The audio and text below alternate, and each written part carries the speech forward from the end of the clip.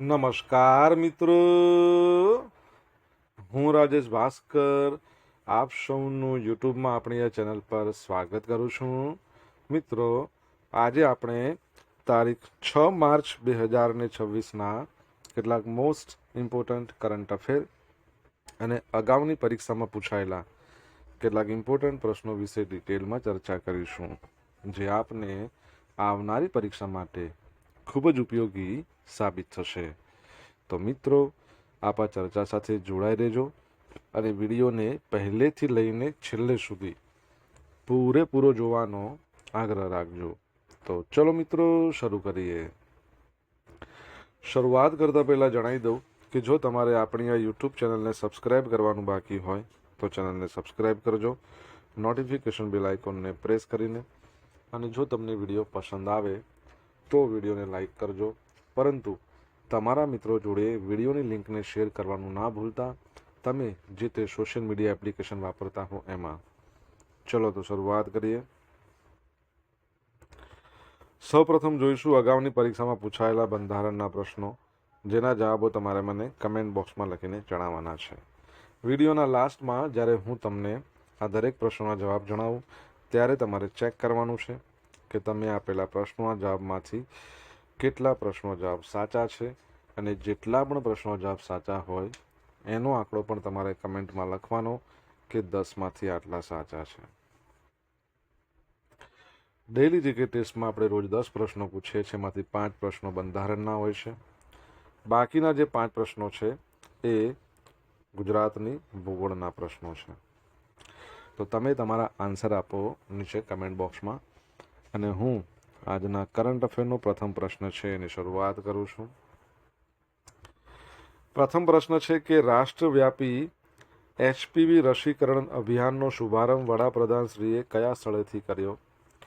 તો તાજેતરમાં અજમેર ખાતેથી આપણા જે વડાપ્રધાન છે શ્રી નરેન્દ્ર મોદી, એમણે રાષ્ટ્રવ્યાપી HPV રસીકરણ, તમારા માટે પ્રશ્ન છે કે HPV છે એ HPVનું ફૂલ ફોર્મ શું થાય?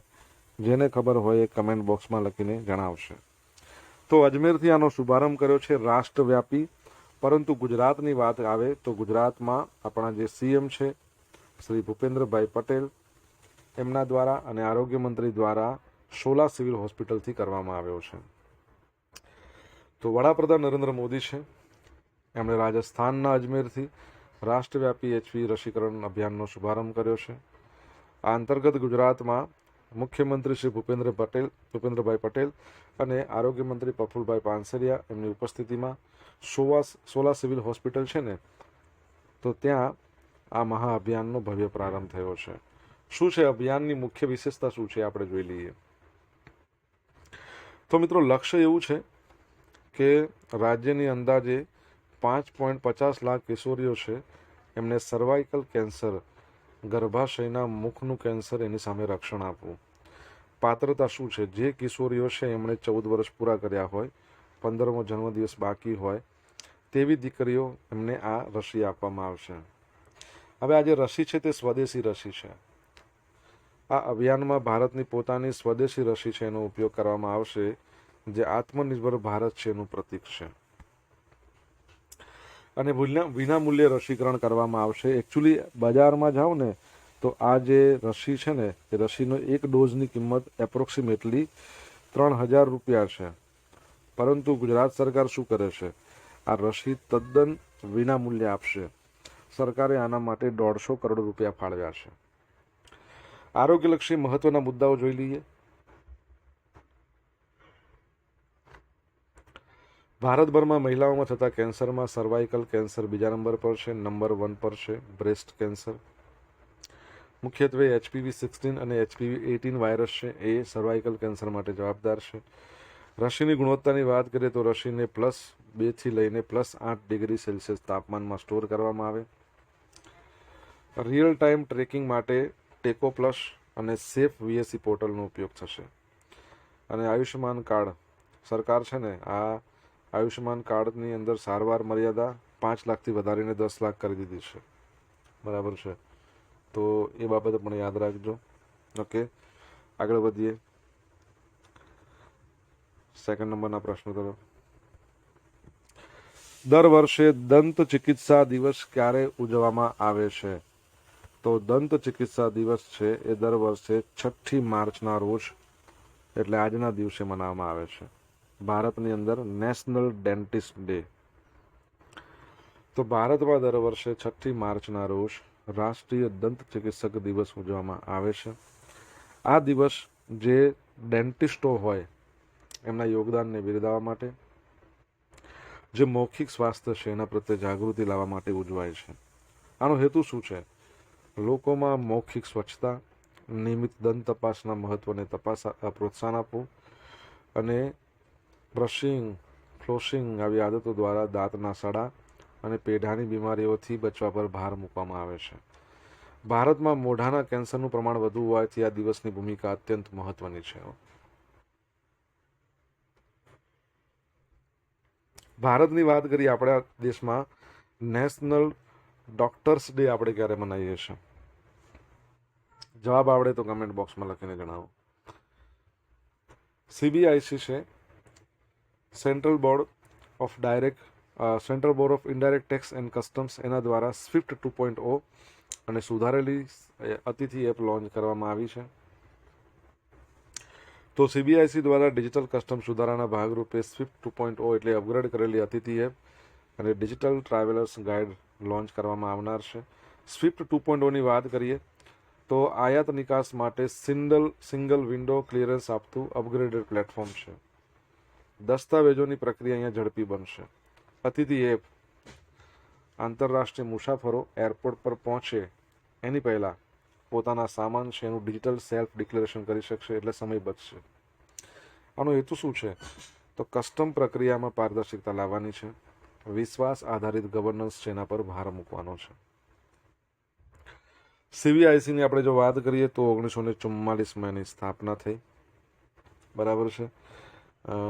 હેડક્વાર્ટર આવેલું છે દિલ્હીમાં. ચેરપર્સનનું નામ તમારે જણાવવાનું છે કમેન્ટ બોક્સમાં લખીને.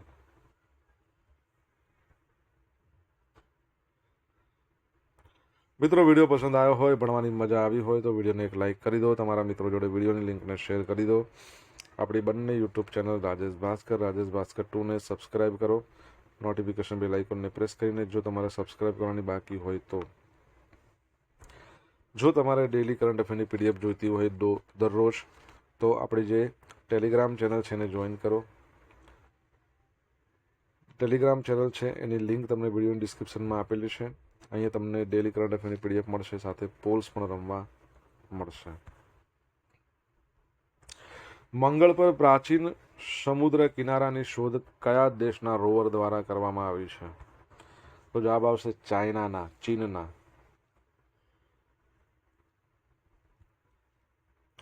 તો ચીનના ઝુરોંગ રોવર પર મોકલવામાં આવેલા નવા રડાર ડેટા મુજબ મંગળ ગ્રહ પર એક સમયે પૃથ્વી જેવા વિશાળ સમુદ્ર કિનારા અસ્તિત્વમાં હતા.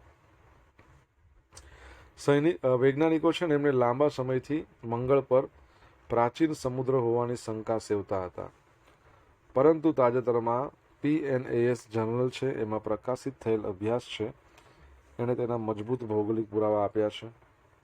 રોવર અને મિશનની વાત કરીએ, ઝુરોંગ રોવર એ ચીનના ટિયાનવેન 1 મિશનનો ભાગ છે. 2021માં મંગળ પર ઉતર્યું હતું. સ્થળ આ શોધ મંગળના ઉત્તરીય મેદાનમાં આવેલા યુરોપિયા પ્લાનેટેરિયા એ નામના વિશાળ બેસિનમાં કરવામાં આવી છે.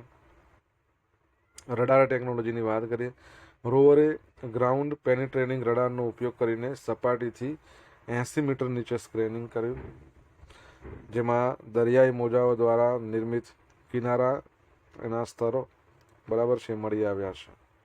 તમને ખબર છે ઝુરોંગની વાત કરીએ ને એનો મતલબ થાય છે અગ્નિનો દેવતા. ઝુરોંગનો અર્થ થાય છે. સમયગાળાની વાત કરીએ તો વૈજ્ઞાનિકોના મત મુજબ સમુદ્ર અંદાજે 3.5 થી 4 અબજ વર્ષ પહેલા હતા. વિચાર કરો, 3.5 થી 4 અબજ વર્ષ પહેલા. લેટ હેસ્પરિયન સમયગાળો હતો ને ત્યારે. મહત્વના તથ્યો જોઈએ તો યુટોપિયા પ્લાનેટિયા એ સૌરમંડળમાં સૌથી મોટા જાણીતા ઇમ્પેક્ટ બેસિનમાંનું એક છે. આ શોધ સૂચવે છે કે પ્રાચીન મંગળ પર લાંબા સમય સુધી પ્રવાહી પાણી ટકી શકે એવું ગરમ વાતાવરણ અને ઘટ્ટ વાયુમંડળ હતું. 3.5 થી 4 અબજ વર્ષ પહેલા. અસ્થિર સમુદ્રોની હાજરી મંગળ પર ભૂતકાળમાં જીવન હોવાની શક્યતાઓને વધુ પ્રબળ બનાવે છે. બરાબર છે. ચાઇનાની જે સ્પેસ એજન્સી છે CNSA, China national space agency, એની વાત કરીએ તો 1993માં એની સ્થાપના થઈ. હેડક્વાર્ટર બેઇજિંગમાં છે. એના એડમિનિસ્ટ્રેટરનું નામ તમારે જણાવવાનું છે જો તમને ખબર હોય તો. વનજીવ દીદી પહેલ કયા ટાઈગર રિઝર્વ દ્વારા શરૂ કરવામાં આવી છે? તો જવાબ આવશે પલાસુ ટાઈગર રિઝર્વ, ઝારખંડમાં આવેલો છે. તો ઝારખંડના પલાસુ લખ્યું છે, પલામુ લખ્યું છે? હા, પલામુ. ઓકે, મેં કીધું પલાસુ કેમ મારથી બોલાયું. તો ઝારખંડમાં પલામુ ટાઈગર રિઝર્વ છે. એ વન અને વન્યજીવોના રક્ષણ માટે મહિલાઓની સશક્ત બનવાના ઉદ્દેશ સાથે વન જીવ દીદી, તો આ નામની એક નવી પહેલ શરૂ કરી દીધી છે. આનો ઉદ્દેશ શું છે? તો ગ્રામીણ સ્તરે જાગૃતિ લાવવાની, જૈવ વિવિધતાના રક્ષણમાં સ્થાનિક મહિલાઓની ભાગીદારીને નોંધાવવાની છે. તો મિત્રો, ઝારખંડ છે એના પલામુ ટાઈગર રિઝર્વ છે.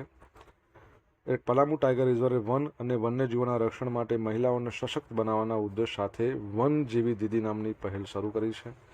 શું ઉદ્દેશ છે? કે ગ્રામીણ સ્તરે જાગૃતિ લાવશે, જૈવ વિવિધતાના રક્ષણમાં જે સ્થાનિક મહિલાઓ હોય ને એની ભાગીદારી વધારવાની છે. પસંદગી ટોટલ 17 ગામોમાંથી 18 શિક્ષિત મહિલાઓની વનજીવ દીદી તરીકે પસંદગી કરવામાં આવી છે. ભૂમિકાની વાત કરીએ તો આ મહિલાઓ એ વન એમ્બેસેડર તરીકે કામ કરશે અને પરિવારોને શિકાર કે વન કટાઈ જેવી ગેરકાયદેસર પ્રવૃત્તિઓથી દૂર રહેવા માટે સમજાવશે. પ્રોત્સાહન: દરેક વનજીવી દીદીને માસિક 3,000 રૂપિયાનું પ્રોત્સાહન ભથ્થું આપવામાં આવશે. અન્ય જવાબદારીની વાત કરીએ તો સંરક્ષણ ઉપરાંત તેઓ શિક્ષણને પ્રોત્સાહન આપશે, સરકારી યોજનાઓની માહિતી ગામ લોકો સુધી પહોંચાડશે. પલામુ ટાઈગર રિઝર્વ ઝારખંડમાં આવેલું છે. 1973માં ભારતમાં જે પ્રથમ 9 ટાઈગર રિઝર્વ બન્યા હતા ને એમાંનું આ એક હતું. ઐતિહાસિક મહત્વની વાત કરીએ, 1932માં વિશ્વની સૌ પ્રથમ વાઘની વસ્તી ગણતરી આ જ જંગલોમાં કરવામાં આવી હતી. અને વાઘની વસ્તી ગણતરી પરથી યાદ આવ્યું મને, રિસન્ટલી આપણે ભણ્યા કે ગયા વર્ષે વાઘના મૃત્યુ છે ને એમાં 32% વધારો થયો છે. સૌથી વધારે વાઘના મૃત્યુ મધ્યપ્રદેશમાં થયા છે, 55. ટોટલ કેટલા વાઘના મૃત્યુ થયા છે તમારે જણાવવાનું છે કમેન્ટ બોક્સમાં લખીને. વિશ્વ વાઘ દિવસ 29મી જુલાઈએ મનાવીએ છીએ. ભારતમાં ટોટલ 58 ટાઈગર રિઝર્વ છે. છેલ્લો 58માં માધવ ટાઈગર રિઝર્વ જે મધ્યપ્રદેશમાં આવેલો છે. ફિન એલનનું તોફાની શતક, ન્યૂઝીલેન્ડ છે અને T20 વર્લ્ડ કપની ફાઇનલમાં પહોંચી ગયું છે.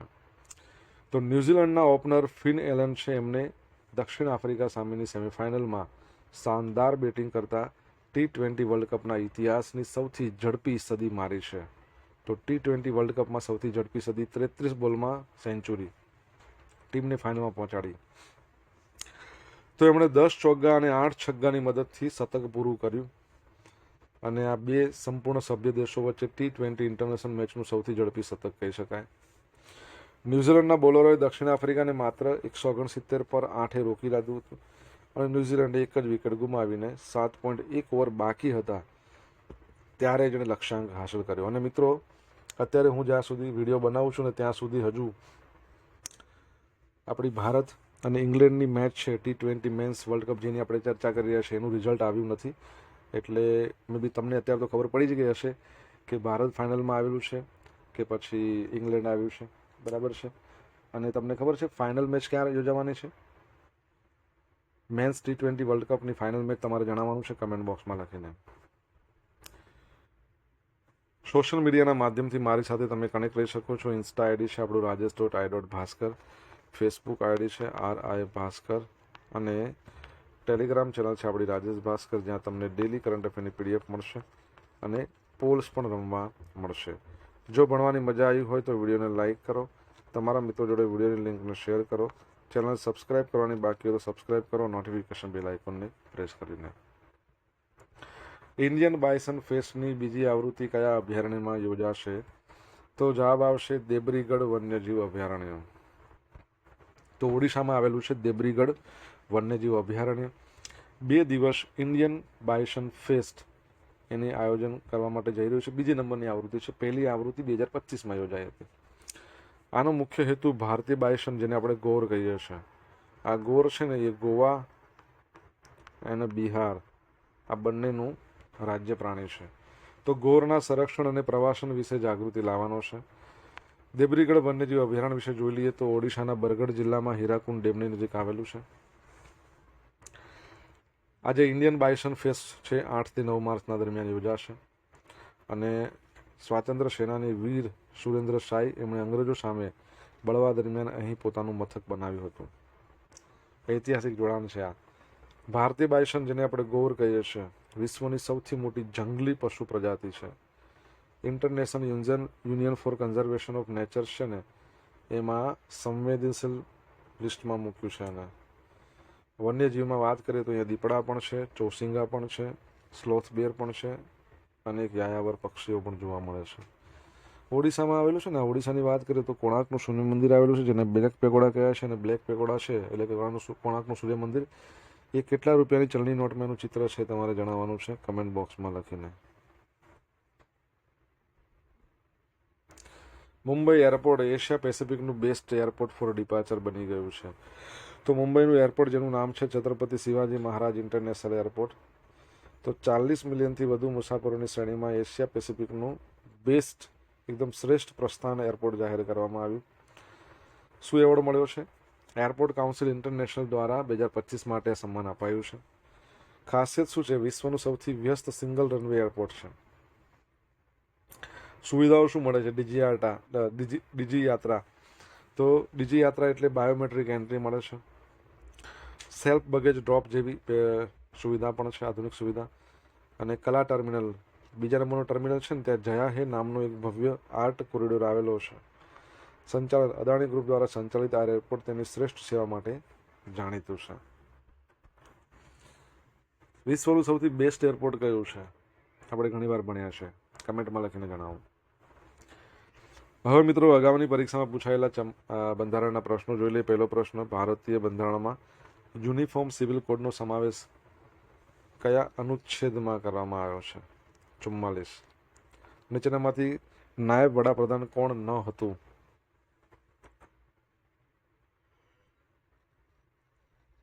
ગુલઝારીલાલ નંદા.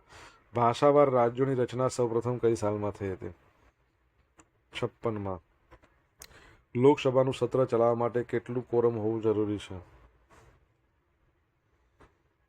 તો 10%. કમ્પ્ટ્રોલર એન્ડ ઓડિટર જનરલની નિમણૂક કોણ કરે છે? રાષ્ટ્રપતિ. બરાબર છે. કોણ કરે? રાષ્ટ્રપતિ કરે. કોણ છે આપણા હાલના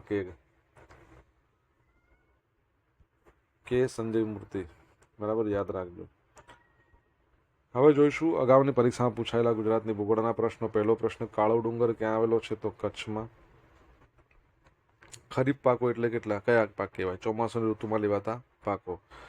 શિયાળામાં લે એને રવિ પાક કહેવાય છે. ઉનાળામાં રે એને જાયદ કહેવાય. જાયેદ. વેળાવદરનું અભયારણ્ય શાના માટે જાણીતું છે? તો કાળિયાર માટેનું અભયારણ્ય છે. ગુજરાતનો સૌથી ઊંચો પર્વત કયો છે? ગિરનાર.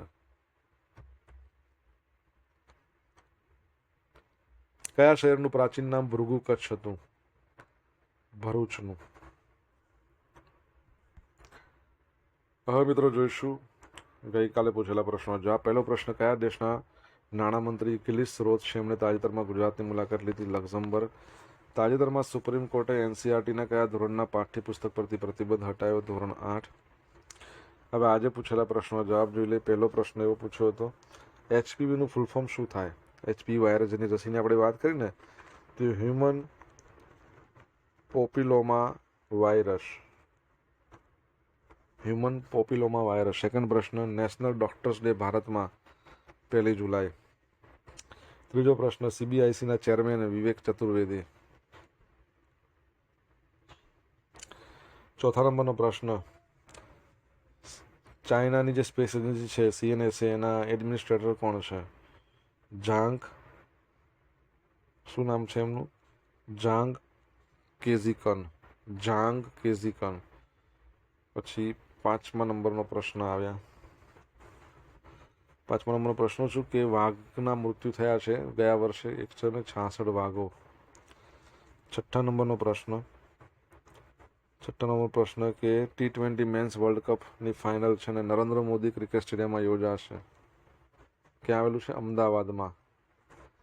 7મા નંબરનો પ્રશ્ન ઓડિશાની અંદર કોણાર્કનું સૂર્યમંદિર આવેલું છે એનું ચિત્ર 10 રૂપિયાની ચલણી નોટમાં છે. 8મા નંબરનો પ્રશ્ન વર્લ્ડનું best airport Changi international airport Singapore. હવે જોઈશું ગઈકાલના કરંટ અફેરમાંથી પૂછેલા કેટલાક ઇમ્પોર્ટન્ટ પ્રશ્નો જેના જવાબો તમારે મને કમેન્ટ બોક્સમાં લખીને જણાવવાના છે. પહેલો પ્રશ્ન ડાંગ દરબાર મેળો મુખ્યત્વે કયા સ્થળે યોજાય છે?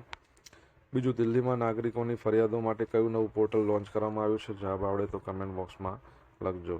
તો આ હતા આજના દિવસના કેટલાક મોસ્ટ ઇમ્પોર્ટન્ટ કરંટ અફેર અને અગાઉની પરીક્ષામાં પૂછાયેલા કેટલાક ઇમ્પોર્ટન્ટ પ્રશ્નોના જવાબોની સાથે. આશા રાખું બધાને ભણવાની મજા આવી હશે. મજા આવી તો વિડીયોને લાઇક કરો, તમારા મિત્રો જોડે વિડીયો લિંકને શેર કરો. આપણી બંને યુટ્યુબ ચેનલ રાજેશ ભાસ્કર 2ને સબસ્ક્રાઇબ કરો, નોટિફિકેશન બેલ આઇકોનને પ્રેસ કરીને. તો મિત્રો thank you so much for watching this video. Have a nice day. Jai Hind, જય ભારત, જય જય ગરવી ગુજરાત.